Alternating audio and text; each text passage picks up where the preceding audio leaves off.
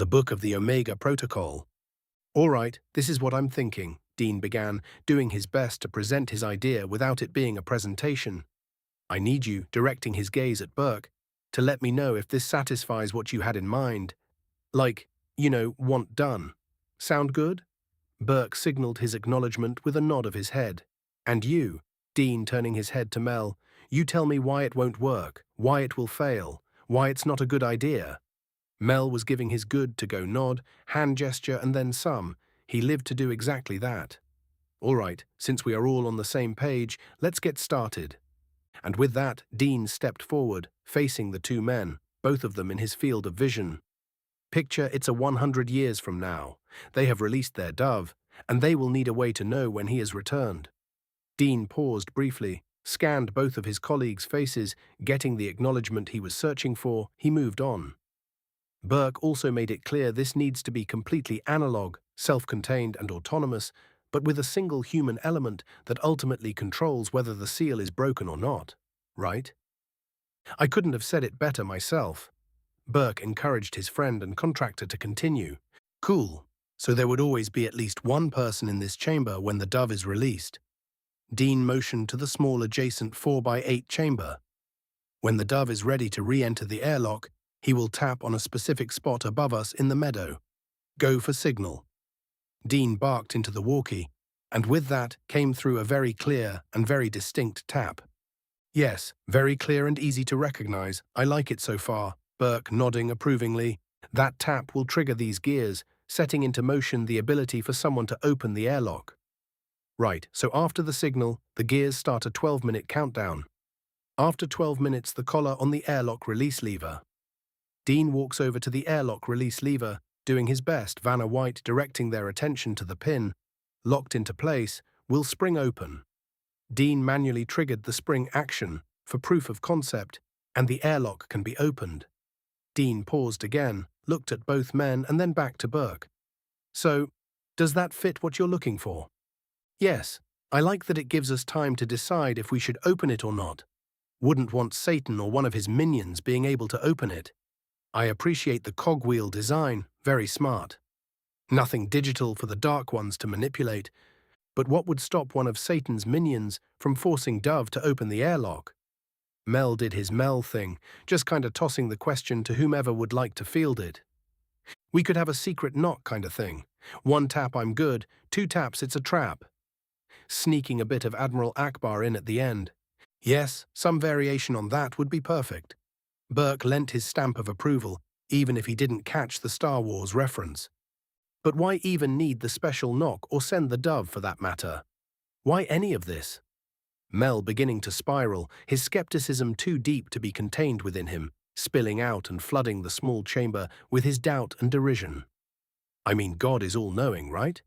So why doesn't God just tell us that it's the dove and not a trap? Or that the waters had receded and no actual need for the dove?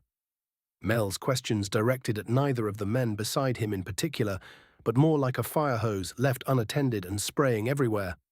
Proverbs 16:9. The heart of man plans his way, but the Lord establishes his steps. Burke, smiling, feeling this passage unambiguously resolved the issue. And that's another thing, stop with the damn scripture, like that is some answer. I ask direct questions but only get vague replies. That's not an explanation, but a kind way to tell me to just shut up and accept it. I need a real reason, not some cryptic quote from an outdated book from 2 millennia ago. His confusion and frustration boiling over and spilling out as well now. His first 30 years filled with this man or that, treating his objections to the status quo as something he need not worry about, in lieu of satiation, only creating more contradictions and inconsistencies. I think I can help with your original objections. Dean seeing the look in Burke's eyes, the look of a preacher armed with another Bible verse rebuttal, and it doesn't contain any quotes from any books. A wry smile growing on the large stoic man's face, reassuring Burke that another tact may be better for someone like Mel. When I was little, I was mesmerized by the flame while my mum cooked on the stovetop. The way it would flicker and dance as she moved back and forth prepping this or stirring that. The color of the flame, the whites, oranges and blues, each color distinct but yet no hard boundary from one color to the next. My mom loved that I would keep her company as she cooked, but to be honest, I was just staring at the flame, consumed by it, only to have my mother tell me every time to not touch it. She would tell me that it's hot and will burn me, and to never ever touch the flame. She would crouch down to my eye level, really driving home how important it was to never touch the flame, making me swear to God or anything else she thought I held dear, that I would never touch the flame. Like the good boy I was, I always promised not to touch the flame, while always wanting to touch it. I wanted so badly to hold it, pet it like a bunny, tame it, make it my new best friend, but never touched it because my mom forbade me from doing so, and I just wanted to please her. That was till one morning my mom was sick in bed and my dad needed to make us breakfast. I rushed into the kitchen to join him, but more to see my friend the flame. My dad saw the way I looked at it, hypnotized by it. He knew how dangerous that look I had was, that it was only a matter of time before my fixation turned dangerous. But unlike my mother, he told me to touch it. He had heard my mum's warnings being hurled at me, all these reasons why I should never touch the flame, but my curiosity never dimmed as I obeyed, so he took a different approach. He told me to touch it. I looked at him confused, having been warned for as long as I could remember to never touch it. But here was my dad, the toughest, smartest, bravest person in my world, and he is encouraging me to touch it. Dean smiling, the memory warm, comforting, how he missed his parents. So, did you touch it? Did your dad stop you from touching it? Mel, unable to hold back his intrigue during his friend's fond pause, enveloped in the tale, needing its conclusion, its relevance. You kidding me? I was waiting my whole life to touch it, and here was my father, the ultimate authority, telling me it was okay. Damn right I touched it. And my father let me touch it, knowing it would burn me. Knowing I would never let go of my obsession, that it would grow and become so much bigger than a harmless burn on my finger. He saw the danger in prohibition without experience. He knew no matter what my mother told me, at some point I would need to find out for myself. Thank you all for joining us once again.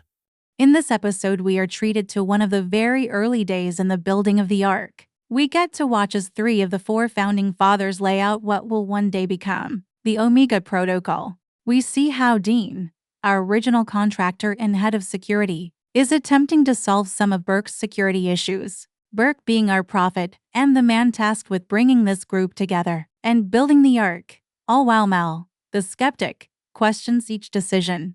That is, in fact, the job of the skeptic. An often undervalued job, I might add. Very true, Triss. Burke knew how vital a dissenting voice could be to help remove ego from God's message. A fact that becomes clear as Mel begins to question not just the Omega Protocol, but all of Burke's plan, even the need for his plan, and eventually the dove. I do enjoy seeing Dean, not Burke, being able to use another tactic to explain how free will can fit into God's plan. Well, God's message is for everyone, even if not everyone can receive it in the same manner. Very well put, sis, and a good point to end today's transmission on. Be sure to like and subscribe. We don't want you missing next week's episode, the second book of the Dove. Very true, brother. Don't want our listeners missing out on how our community reacts to the dove's return and all he has seen outside our walls. Till then,